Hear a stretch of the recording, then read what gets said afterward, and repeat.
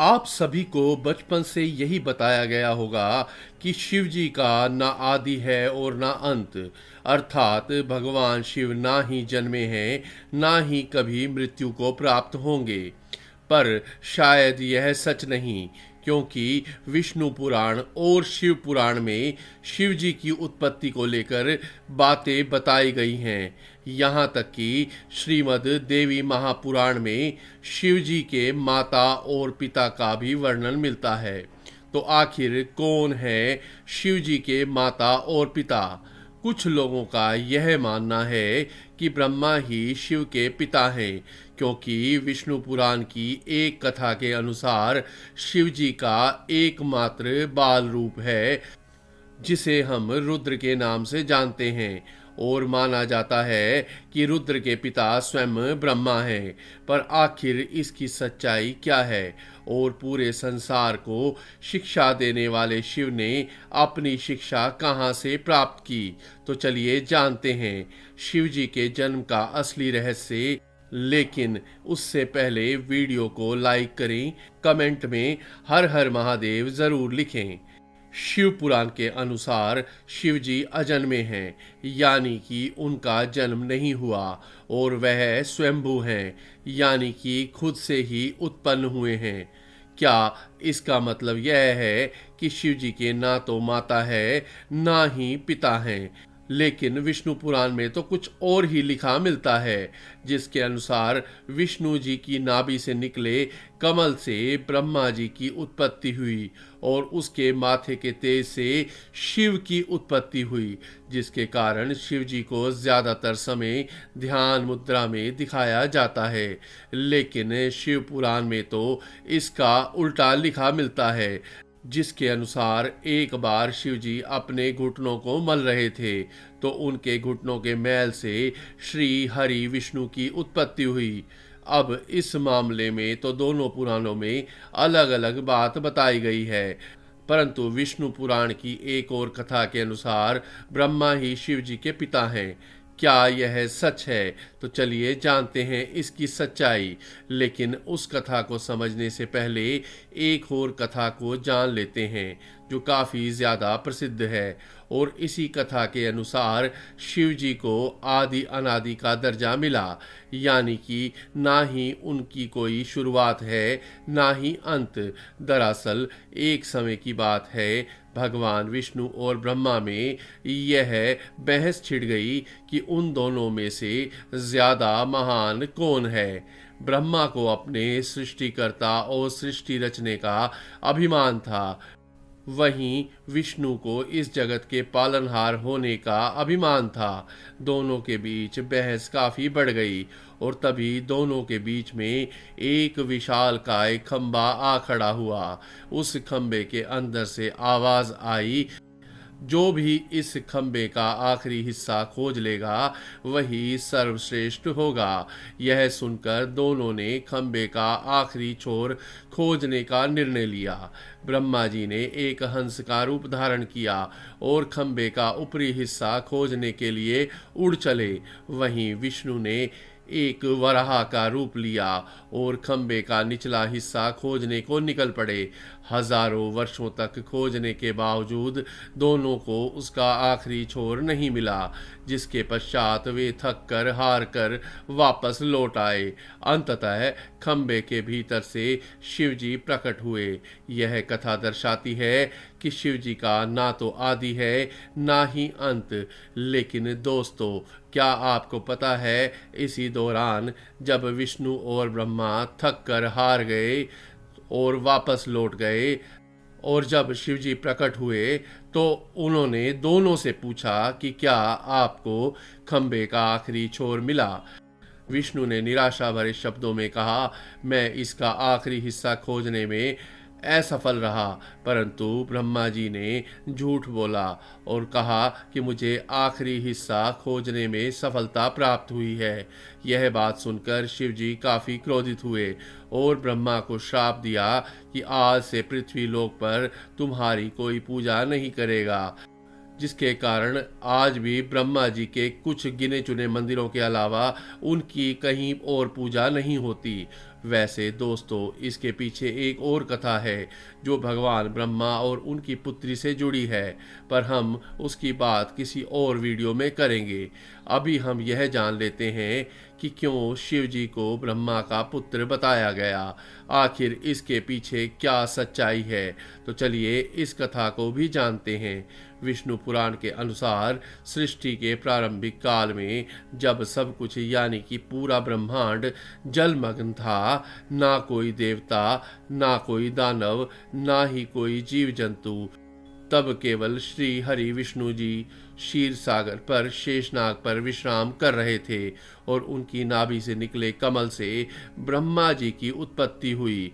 इसके पश्चात ब्रह्मा जी और विष्णु जी इस सृष्टि की उत्पत्ति और रचना को लेकर बातें करने लगे।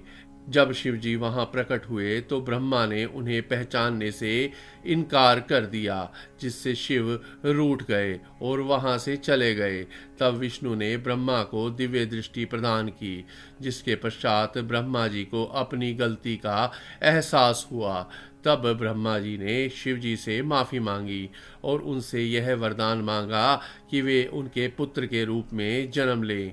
शिव जी ने ब्रह्मा की प्रार्थना स्वीकार की और उन्हें आशीर्वाद दिया कि वह उनके पुत्र के रूप में अवश्य जन्म लेंगे। हजारों वर्ष बीत जाने के बाद जब ब्रह्मा जी ने इस सृष्टि की रचना शुरू की, तब उन्हें एक बच्चे की आवश्यकता पड़ी। तब उन्हें शिव जी का आशीर्वाद याद आया, जिसके बाद ब्रह्मा जी ने कठोर तपस्या की और उनकी तपस्या से प्रसन्न होकर भगवान शिव ने एक बालक रूप में उनकी गोद में स्थान पाया। दर्शकों, आपकी जानकारी के लिए बता दें कि यह भगवान शिव का एकमात्र बाल रूप है। दरअसल जब शिव जी बाल रूप में प्रकट हुए तो काफ़ी ज़्यादा रोने लगे। जब ब्रह्मा जी ने उनके रोने का कारण पूछा तो उन्होंने बड़ी ही मासूमियत से कहा कि वह इसलिए रो रहे हैं क्योंकि उनका कोई नाम नहीं। तब ब्रह्मा जी ने उन्हें रुद्र नाम दिया, जिसका अर्थ है रोने वाला। परंतु इसके बावजूद भी शिव जब शांत नहीं हुए, क्योंकि उन्हें यह नाम पसंद नहीं आया, जिसके बाद ब्रह्मा जी ने उन्हें दूसरा नाम दिया जो है सर्व।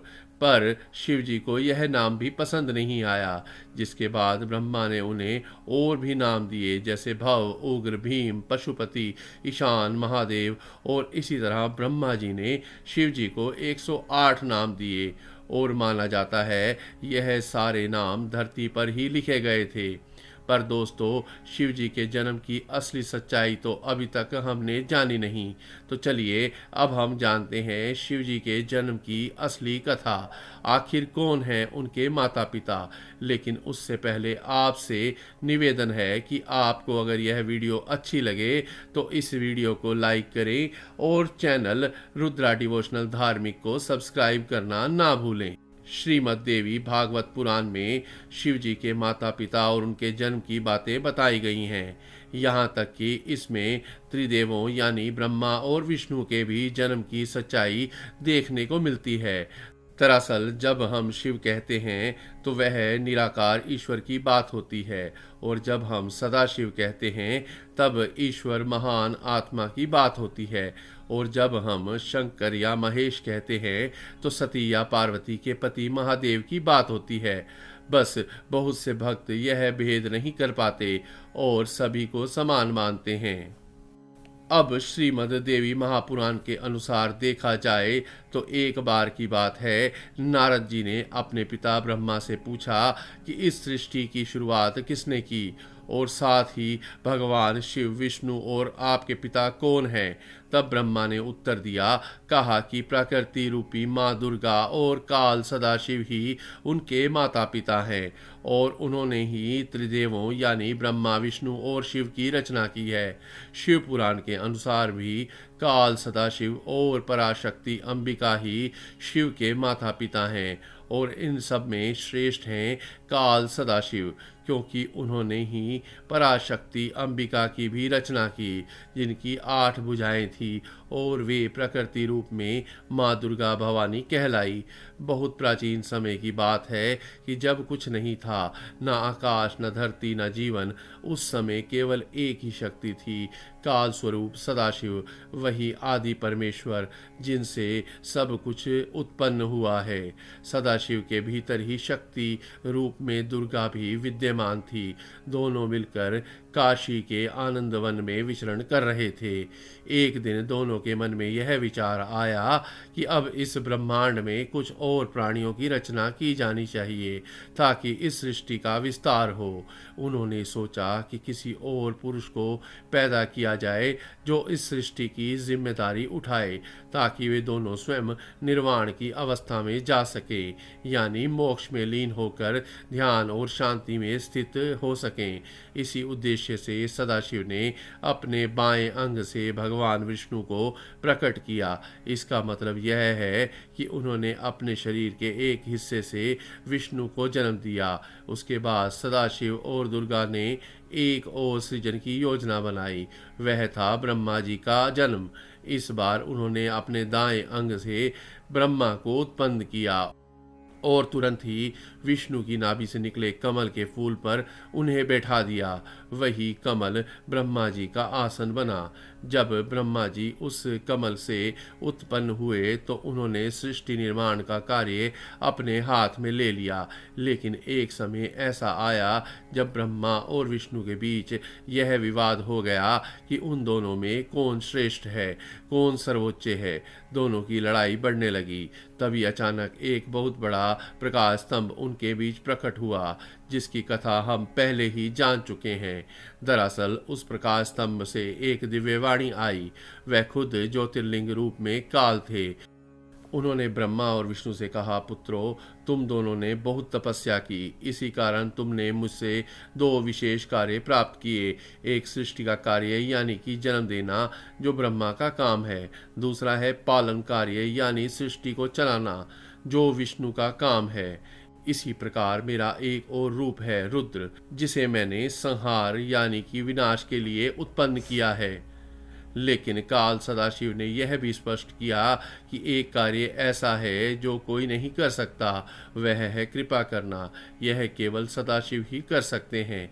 फिर सदाशिव ने कहा, रुद्र मेरे जैसा है, वह मेरे जैसा वस्त्र पहनता है, मेरे जैसे वाहन पर चलता है, मेरे जैसे अस्त्र शस्त्र रखता है। उसका रूप, वाहन, कार्य सब मेरे ही समान हैं। इस प्रकार यह कथा हमें बताती है कि इस संपूर्ण ब्रह्मांड की रचना सदाशिव और शक्ति रूप दुर्गा से हुई है। ब्रह्मा, विष्णु, रुद्र, महेश ये सभी उनके अंश हैं और उन्होंने अलग अलग कार्यों की जिम्मेदारी ली है ताकि सृष्टि ठीक तरह से चल सके।